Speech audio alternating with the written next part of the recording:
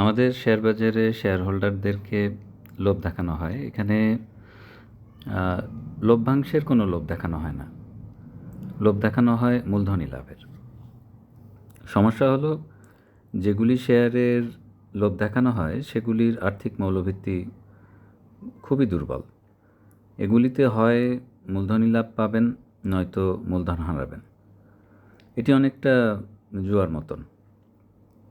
এই সমস্ত শেয়ারের চক্করে পড়ে আটকে গেলে বড় যে সমস্যায় পড়বেন সেটি হলো, বাজে মৌলভিত্তির এই সমস্ত কোম্পানি ধরে রাখলেও লভ্যাংশ পাবেন না।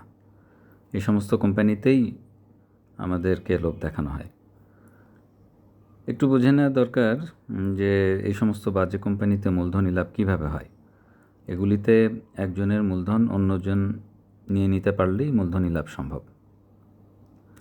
কারণ মৌলভিত্তি না থাকার কারণে শেয়ারগুলি উচ্চ মূল্য ধরে রাখতে পারে না। ফলে এগুলি শেয়ারে কেউ লাভবান হলেও কাউকে না কাউকে মূলধন হারাতে হয়। ভালো মৌলভিত্তির শেয়ারের ক্ষেত্রে এই কথাটি কিন্তু প্রযোজ্য নয়। এখন একটু বুঝে নিন, এই সমস্ত বাজে কোম্পানির শেয়ারের মূল্য বৃদ্ধি পায় কেন। এটি সাধারণ বিনিয়োগকারীদের কারণে ঘটে না, এটি ঘটিয়ে থাকে বাজারের কারসাজি চক্র, যারা সংঘবদ্ধভাবে এটি করে থাকে। দিন শেষে সংঘবদ্ধ চক্রই সাধারণ শেয়ার হোল্ডারদের কাছ থেকে মূলধন হাতিয়ে নেয়। ফলে ক্ষতিগ্রস্ত হয় সাধারণ বিনিয়োগকারীরা। কাজেই সাবধান হওয়াই শ্রেয়। সিদ্ধান্ত আপনারাই নেবেন, আমার কাজ কেবল সাবধান করা।